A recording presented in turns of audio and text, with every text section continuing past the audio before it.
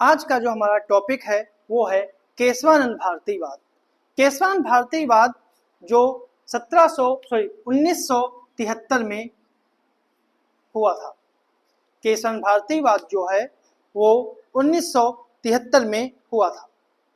संविधान की मूल संरचना जैसे टर्म्स का इस्तेमाल जो है वो संविधान में कभी नहीं हुआ, लेकिन केशवानंद भारतीवाद में, ठीक है, केशवानंद भारतीवाद में सर्वोच्च न्यायालय के द्वारा दिए गए फैसले के बाद ये आधारभूत ढांचा या मूल संरचना शब्द जो है ये इतना महत्वपूर्ण कैसे हो गया।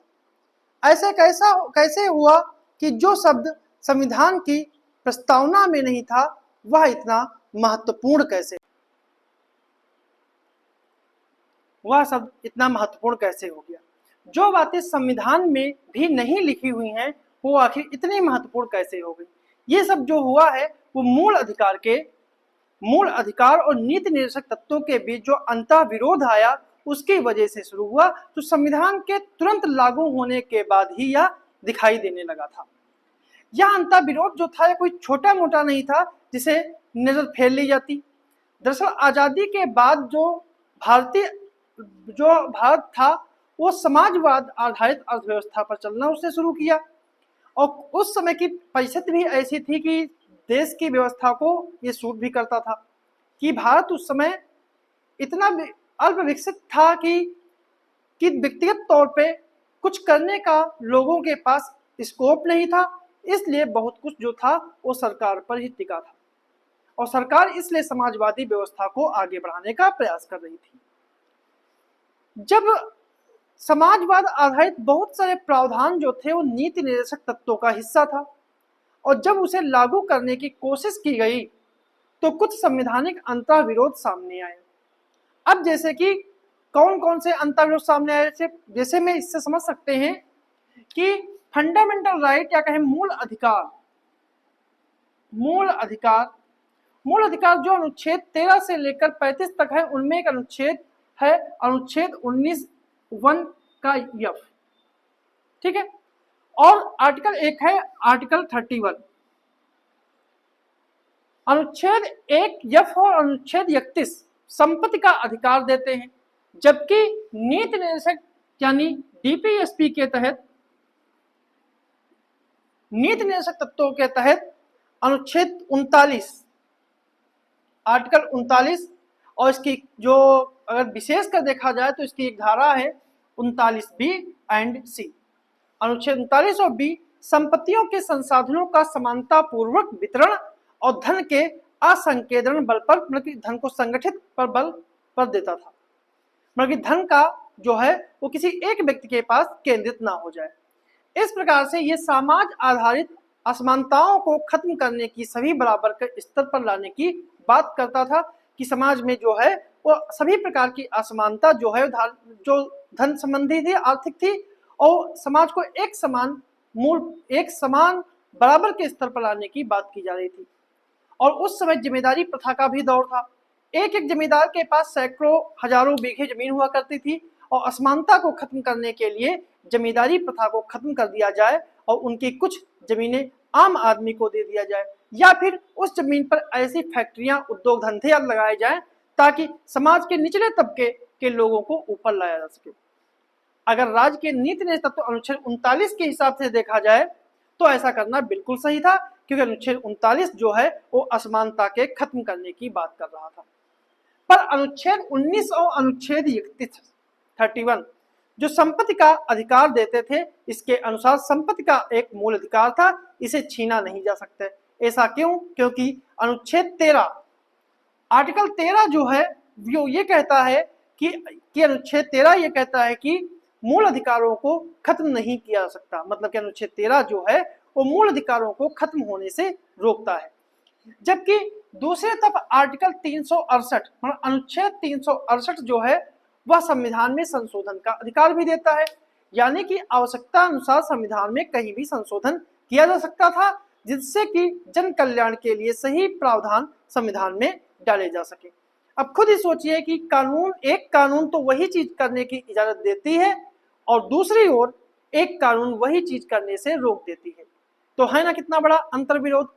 अगर हम इसी को अगर दूसरे भाग की तरह लेकर, अगर इसके जो पहला उदाहरण था, अगर हम दूसरे उदाहरण की बात करें तो मूल अधिकार में अनुच्छेद 14, 15 और 16, अनुच्छेद 14, 15, 16 जो है ये समानता की बात करते हैं कि सभी जाति, धर्म या लिंग के आधार पर कानून के समक्ष एक समान माने जाएंगे। और वहीं डीपीएसपी में, नीति निषेध तत्वों में एक अनुच्छेद है जिसको हम कहते हैं आर्टिकल 46। आर्टिकल 46 जो है वह कुछ विशेष वर्गों के हित में विशेष प्रकार की सुविधा या आरक्षण की बात करते हैं। फिर से यहाँ भी एक समस्या आ जाती है कि अगर समानता की रक्षा करेंगे तो निचले तबके के लोग कभी भी मुख्य धारा में नहीं आ पाएंगे, और अगर आरक्षण देंगे तो फिर समानता के अधिकारों का उल्लंघन होगा। इसी से जुड़ा हुआ एक मामला आता है चंपकम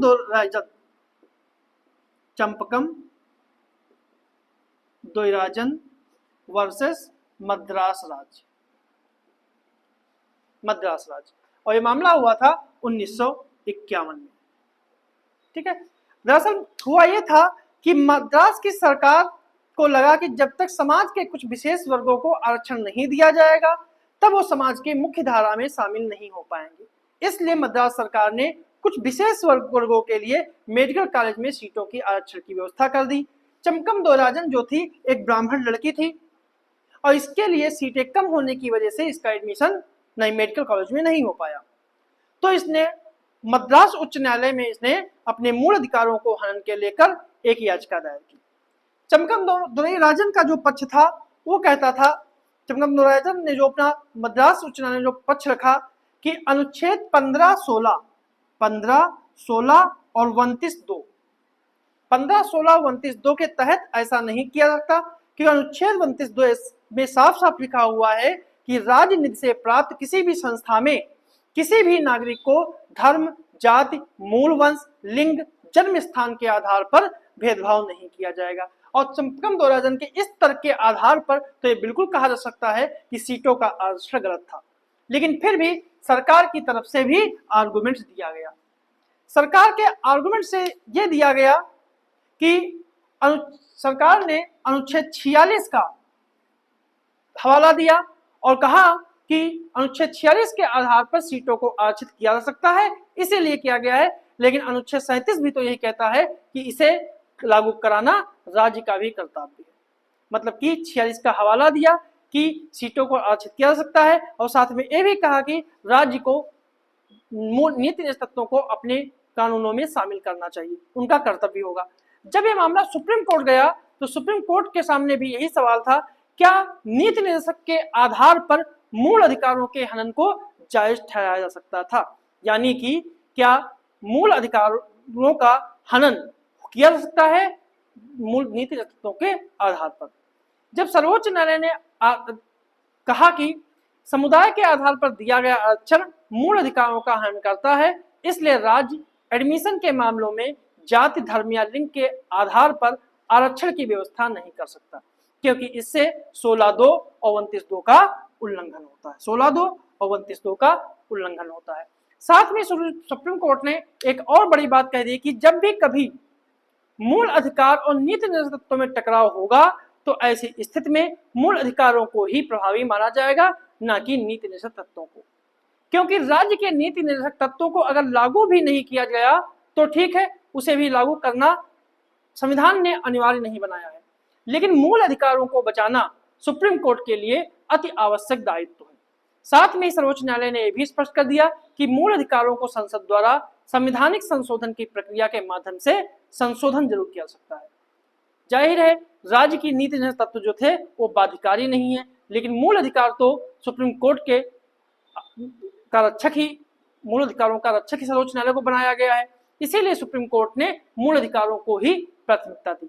पर जब सब कुछ मूल अधिकार ही हैं तो फिर राज्य के नीति निर्देशक तत्वों की जरूरत ही क्या है। उस समय के तत्कालीन प्रधानमंत्री जवाहरलाल नेहरू थे, वो एक समाजवादी नेता थे। वो समझ गए कि अगर समाज के वंचित तबकों को मुख्य धारा में लाना है तो संविधान में संशोधन करके कुछ प्रावधानों को हटाना ही पड़ेगा। अगर ऐसा नहीं किया गया तो सुप्रीम कोर्ट हर बार इसके विपक्ष में फैसले देगा और समाज के वंचित हमेशा वंचित ही रह जाएंगे। इसलिए जवाहरलाल नेहरू ने संविधान में पहला संशोधन किया। संविधान में पहला संशोधन जो है वो 1951 में किया गया। संविधान में पहला संशोधन 1951 में किया गया। इसमें 15 अनुच्छेद जो 15 था उसमें एक नई क्लास 15(4) जोड़ दी गई। ठीक है, 15(4) जोड़ दी गई। इसमें लिखा गया कि अनुच्छेद 32 में चाहे 32(2) में चाहे कुछ भी क्यों ना लिखा हो, राज्य अगर चाहे तो सामाजिक एवं शैक्षिक दृष्टि से पिछड़े हुए नागरिकों को या SC/ST के उत्थान के लिए कोई भी विशेष उपबंध कर सकता है।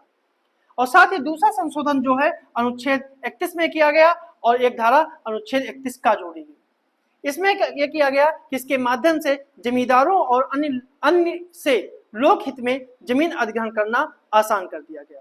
इसके अलावा अनुच्छेद 31 खा भी जोड़ा गया, जिसके तहत अनुच्छेद 31 खा भी जोड़ा गया और इसी के तहत नवी अनुसूची भी बनाई गई। नवी अनुसूची भी बनाई गई और इसमें डाला गया कि कोई भी प्रावधान मूल अधिकारों का हनन भी करता है तो उसे न्यायालय में चुनौती नहीं दी जा सकती। यानी कि सरकार ने अगर कोई भी मामला अनुसूची 9 में डाल दिया है तो भी उसके मामले की सुनवाई सर्वोच्च न्यायालय या किसी भी न्यायालय में इसकी नहीं हो सकती। इसलिए 1951 का पहला संवैधानिक संशोधन इतना महत्वपूर्ण बन गया क्योंकि इसने जमींदारी प्रथा को समाप्त करना यानी भूमि सुधार का रास्ता साफ कर दिया। भूमि सुधार के अंतर्गत जमींदारी प्रथा उन्मूलन, भूमि अधिग्रहण आदि आते हैं। इतना संशोधन करने के बाद यह हुआ कि एक तो जमींदारों की जमींदारी गई, उनका बहुत सारी जमीन जो है अधिग्रहित कर ली गई थी। वो लोग कोर्ट नहीं जा सकते थे क्योंकि पहला संवैधानिक संशोधन में साफ साफ लिखा था कि इसको चुनौती नहीं दी जा सकती, क्योंकि अनुच्छेद 13 में साफ साफ लिखा था कि मूल अधिकारों को कम करने वाली कोई भी विधि उतनी ही मात्रा में खारिज की जाएगी जितनी मात्रा में मूल अधिकारों का हनन करते थे। इसलिए संविधान में जो इसके लिए जो पहला मामला सर्वोच्च न्यायालय गया वो था शंकरी प्रसाद बनाम भारत संघ। शंकरी प्रसाद बनाम भारत संघ, यह आया था मामला 1951। जब पहले संवैधानिक संशोधन के माध्यम से सरकार ने जमींदारों की जमीनें अधिग्रहित कर ली गई, तब बिहार के एक जमींदार शंकरी प्रसाद ने पहले संवैधानिक संशोधन को इस आधार पर चुनौती दी कि वह मूल अधिकारों का हनन करती है और पहला संवैधानिक संशोधन ही गलत है, क्योंकि सरकार ने अनुच्छेद 368 का प्रयोग करके मूल अधिकारों में संशोधन किया और मूल अधिकारों को कम कर दिया, जबकि अनुच्छेद 13 ऐसा कहता है कि क्योंकि अनुच्छेद 13 में साफ साफ लिखा है किसी भी स्थिति में मूल अधिकारों को खत्म या कम नहीं किया जा सकता। पर सर्वोच्च न्यायालय ने अपने फैसले में शंकरी प्रसाद के तर्क को खारिज करते हुए कहा कि अनुच्छेद 13 और 368 दोनों अलग अलग चीजें हैं और दोनों को एक दूसरे से रिलेट करना ठीक नहीं है। सर्वोच्च न्यायालय ने अनुच्छेद 368 के तहत संसद को मौलिक अधिकारों सहित संविधान के किसी भी भाग में संशोधन करने की शक्ति दी, क्योंकि अनुच्छेद 13 में विधि शब्द का जिक्र है, न कि संशोधन शब्द का। निर्णय जो था भारत सरकार के पक्ष में गया और इस तरह पहले संवैधानिक संशोधन से जमींदारी उन्मूलन का एक रास्ता खुल चुका था और धीरे धीरे सभी राज्यों ने अपने अपने राज्य के हिसाब से भूमि सुधार कानून बनाया और इस प्रक्रिया को वो जारी रखा। फिर इसके बाद एक मामला और आता है सज्जन सिंह बनाम राजस्थान, राज्य 1965। जब 17वें संवैधानिक संशोधन 1964 के माध्यम से राजस्थान में भूमि सुधार लागू किया गया तो सज्जन सिंह ने भी उसी मामले को उठाया जो शंकरी प्रसाद ने उठाया था, यानी कि अनुच्छेद 13 के आधार पर कोई भी हमसे हमारा मूल अधिकार नहीं छीन सकता। यहाँ एक बात याद रखने की ये चीज है कि संपत्ति का अधिकार अभी भी मूल अधिकार का हिस्सा था, बस उसकी शक्तियां कम कर दी गई थी। संपत्ति के मूल अधिकार को मोरारजी देसाई सरकार ने मूल अधिकार से इसे हटाकर इसे सामान्य कानून बना दिया गया था। सुप्रीम कोर्ट ने सज्जन सिंह के मामले में वही फैसला सुनाया जो शंकरी प्रसाद के मामले में सुनाया था, यानी कि अनुच्छेद 13 का संबंध अनुच्छेद 368 से नहीं। लेकिन ठीक इसके 2 साल बाद बहुत सी चीजें पलट गई और जो हुआ उससे मामला थोड़ा सा और बिगड़ गया। क्योंकि 1967 में एक वाद आया जिसे कहते हैं गोलकनाथ वर्सेस पंजाब राज्य, ये आया था 1967 में। 1967 में गोलकनाथ के मामले में इससे संबंधित एक अजीब चीज आई कि गोलकनाथ ने भी उसी मुद्दे को उठाया जो अब तक शंकरी प्रसाद और सज्जन सिंह उठा रहे थे, और साथ में उन्होंने 17वें संविधान को भी गलत ठहराया। इस बार सर्वोच्च न्यायालय का फैसला चौंकाने वाला था, जहां पर 11 जजों की बेंच ने 6-5 से अपना निर्णय सुनाया, और सारे फैसले जो इससे पहले के जो सारे फैसले थे वो पलट दिए गए। सर्वोच्च न्यायालय ने कहा कि अनुच्छेद 13 और अनुच्छेद 368 से मुक्त नहीं है, संसद अनुच्छेद 368 का प्रयोग करके मूल अधिकारों में कटौती नहीं कर सकती। सर्वोच्च न्यायालय ने यह भी कहा कि अब तक जो भी कानून इस संबंध में बन चुके हैं या जिस किसी की भी जमीन छीनी जा चुकी है उसको वापस तो नहीं की जा सकती, लेकिन अब से एक कानून अवैध है और इसका इस्तेमाल अब और नहीं किया जा सकता। 11 जनवरी 1966 को लाल बहादुर शास्त्री के देहांत के बाद 24 जनवरी 1966 को इंदिरा गांधी प्रधानमंत्री बनती हैं। मतलब ये कि जब गोलकनाथ का फैसला आया तब इंदिरा गांधी सरकार थी, लेकिन वो काफी कमजोर स्थिति में थे। जब 1971 में जो आम चुनाव हुए तो इंदिरा गांधी पूर्ण बहुमत से आई और सबसे पहले उन्होंने इसी मामले को निपटाने का प्रयास किया। सबसे पहले उन्होंने गोलकनाथ के जो फैसले के थे इसको इन्होंने पलट दिया, गोलकनाथ के फैसले को इन्होंने पलट दिया, और इसके लिए उन्होंने संविधान में 24वां संशोधन किया। 24वां संशोधन किया।